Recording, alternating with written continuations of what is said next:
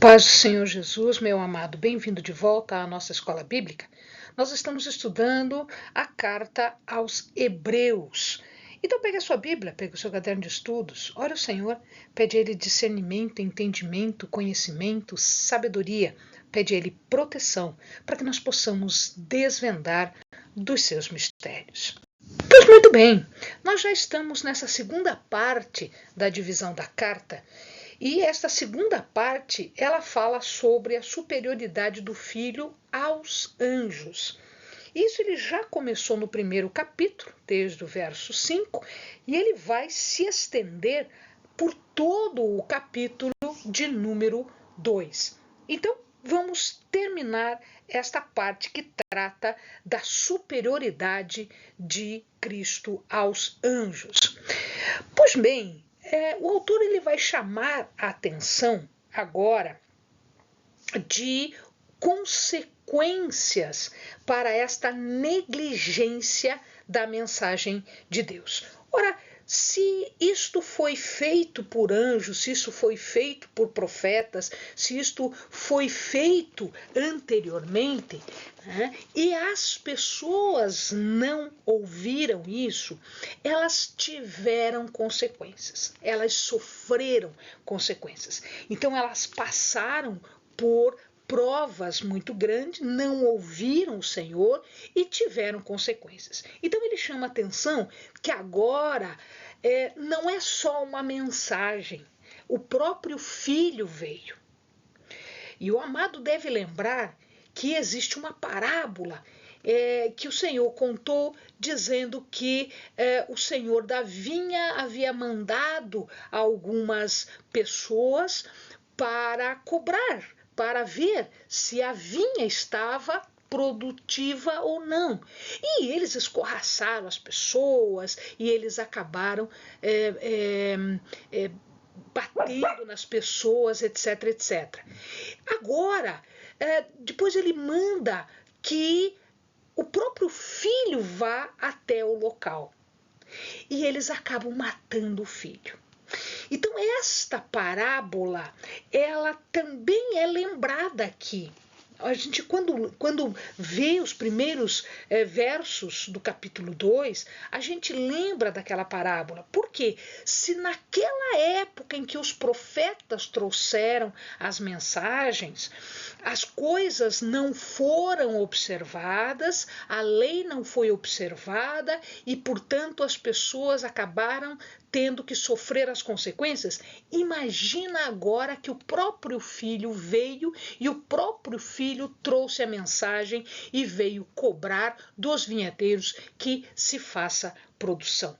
Muito mais a retribuição pela injustiça será grande. E é interessante porque aqueles hebreus, a vida deles, que não fosse cristã, eles viam a vida como se fosse uma vida de escravidão contínua. Então, nós temos agora, queridos, que não é um profeta que está falando, não é uma pessoa que está falando, não é um anjo que está falando, é o próprio Jesus quem está falando, o próprio filho do dono da vinha, o próprio Jesus declarou o que ele veio fazer aqui e como deveria ser feito. Portanto, a mensagem, ela é pessoal, a mensagem, ela é direta e óbvio que se essa mensagem é pessoal e direta, ela é uma mensagem muito superior àquela transmitida por anjos. E não é só isso. Além disso tudo, nós temos também uma confirmação destas mensagens, né? Porque no verso 4 ele diz que também Deus testificou com eles por sinais, prodígios, milagres, dons do Espírito que eram distribuídos. E, portanto, não foi para anjos isso tudo, foi para o próprio Jesus. Quer dizer, Jesus veio falar, Jesus falou e o próprio Deus testificou de que tudo aquilo era verdade. Então eles deveriam crer em Jesus não só por esses sinais e essas maravilhas, até porque a crença em Jesus, ela é anterior aos sinais, aos milagres e às maravilhas. Por que isso?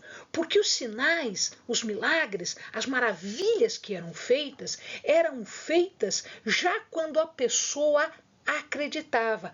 É pela fé que tudo isto acontecia. É pela fé que o Senhor curou, é pela fé que o cego passava a enxergar, que o paralítico andava, que o mudo falava, que os endemoniados eram libertos. Então era pela fé que as coisas aconteciam. Então as coisas aconteciam, né? Não é porque o milagre pelo milagre. Não. Estes milagres, esses sinais, eles apenas confirmam a divindade, confirmam a missão de Jesus. Então a ênfase aqui, dada aos dons, dada às coisas que acontecem, ela remove inclusive a justificativa do orgulho das pessoas, porque as coisas acontecem pelo poder do Senhor, não é pelas pessoas. Então eu afasto o orgulho humano toda vez que eu vejo que o Senhor age em favor das pessoas. Então, a distribuição desses dons não depende da capacidade do homem, depende da soberania, da vontade soberana de Deus, que distribui o dom do Espírito para aqueles que Ele quer que sejam distribuídas, né? Então, esses dons que eram característica no cristianismo primitivo, nos primeiros dias, isso era muito mais evidente do que hoje, eles não eram a principal causa, não. A causa aqui é a fé em Cristo. E pela fé em Cristo, todas as coisas aconteciam. Ele vai além e ele fala agora de duas facetas, de dois aspectos de Jesus. Ora, Jesus, quando esteve entre nós, ele era humano e ele tinha as características de homem. Mas não vamos esquecer que quando ele fez toda a sua missão, quando ele cumpriu a sua missão, ele foi glorificado. Então existe uma parte que é uma parte que os estudiosos dizem que é a humilhação de Jesus. Jesus, ele passou por coisas que eram muito degradantes. Jesus sofreu, Jesus foi açoitado, Jesus foi crucificado. E a crucifixão era uma morte maldita. A crucifixão era só para bandido muito grave, banditismo mesmo. E ele não teve pecado nenhum, mas ele morreu como um maldito, porque estar na cruz era uma maldição. Então, existe uma parte em que Jesus foi humilhado, ele passou por tudo isso, passou por toda a punição do pecado, mesmo sem ser pecador, exatamente como um pré-requisito para ele fazer a obra dele. Uma vez que ele tenha feito a obra dele, ou seja, morreu expiando os nossos pecados, morreu para pagar os nossos pecados, em punição pelos nossos pecados, ele passa numa segunda fase, que é a glorificação. Então ele lembra aqui, a partir do verso 6, 6, 7 e 8, ele fala de um salmo, o Salmo 8. Quem é o homem para que dele te lembres, ou o filho do homem para que o visites? Fizeste um pouco menor do que os anjos, de glória e de honra o coroaste, e o constituíste sobre as obras de tuas mãos. Todas as coisas lhe sujeitaste debaixo dos pés. Então, este salmo não é um salmo messiânico, mas ele diz respeito a um homem ideal, aquele que é um homem que tenta seguir a justiça. Mas quando Jesus se fez carne, habitou entre nós e ele cumpriu isto tudo, ele em verdade exemplifica este salmo. E este salmo não está falando de anjo, ele está falando de um homem. Né? E aqui este homem, que é o filho do homem, e que foi feito, né, um pouco menor do que os anjos. Nós somos um pouco menor do que os anjos. Nós somos criatura. Então, na fase em que Cristo veio em carne, como homem. Entretanto, o verso continua, o salmo continua. De glória e de honra o coroaste, constituíste sobre as obras de tuas mãos, e todas as coisas lhe sujeitaste. Ora, ele não está sujeitando todas as coisas debaixo dos pés dos anjos. Não, não é os anjos que ele está falando. Ele está falando que as coisas serão sujeitadas debaixo dos pés de Cristo. Portanto, Cristo é superior. Há uma superioridade de Cristo em relação aos anjos. Mas foi Deus que tomou essa iniciativa? Sim, foi Deus que tomou essa iniciativa. E ele fez com que tenha domínio sobre todas as coisas. O cumprimento se deu num homem que é um homem ideal. Quem é esse homem ideal? Jesus é o homem ideal. Somente Jesus tem essa autoridade. E aqui ele fala em filho do homem. Quem é este filho do homem? Esse título pertence a quem? Esse título pertence a Jesus. E Jesus começa a usar este título para si mesmo. Várias vezes os amados vão encontrar nos evangelhos, quando Jesus diz: o Filho do Homem veio, o Filho do Homem faz, o Filho do Homem isto, o Filho do Homem aquilo. Então, o Filho do Homem, ele passa a assumir este título para si, né?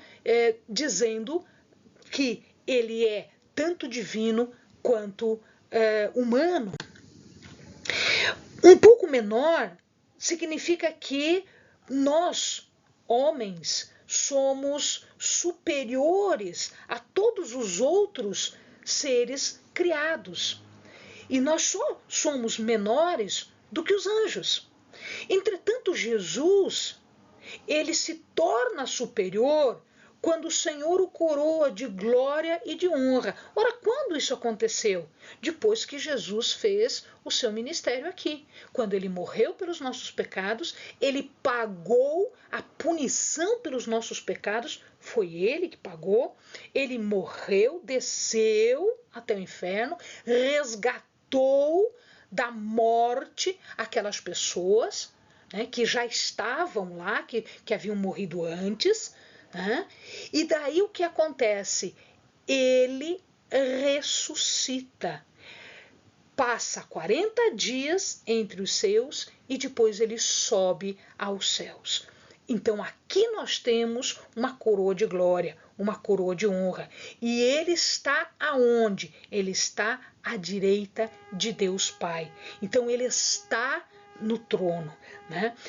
Ora, se ele sujeitou tudo, significa que não há nada que não esteja sob o seu controle. Não há nada que não esteja sujeitado debaixo dos pés de Cristo. Então, Cristo tem essa superioridade sobre os anjos, sim.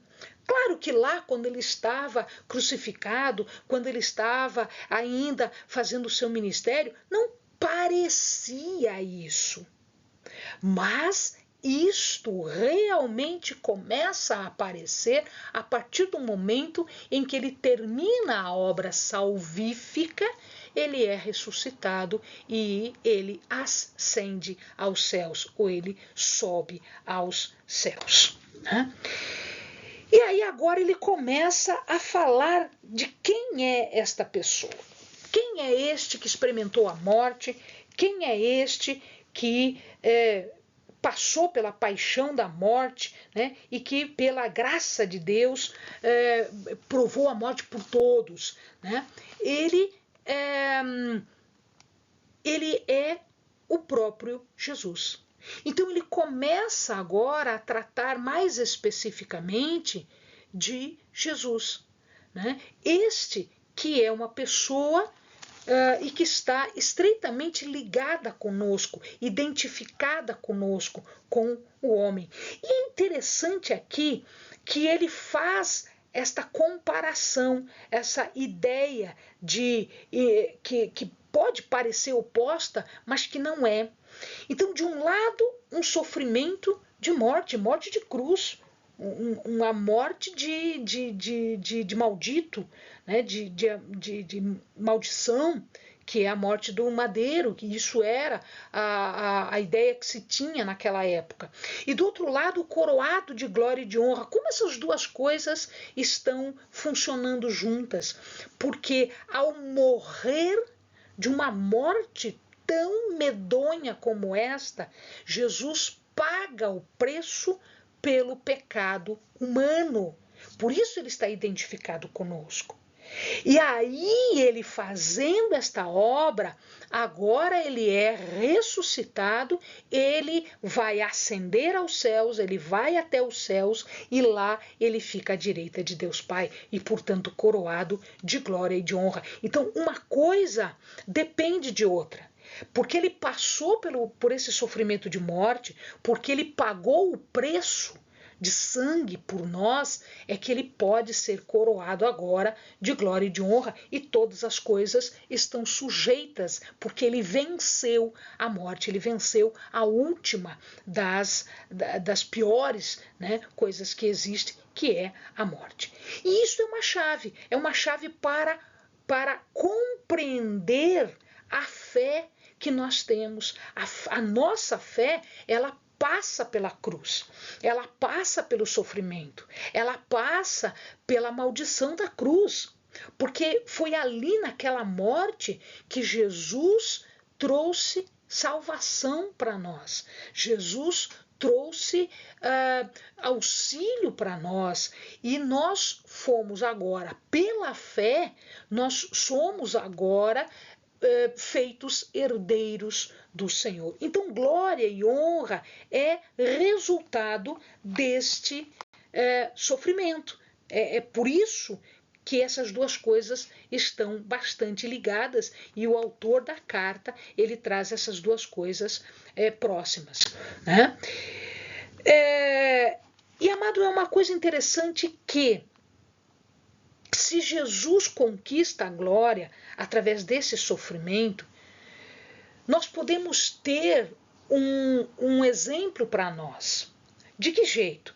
Se nós morremos com Cristo, nós ressuscitamos com Ele.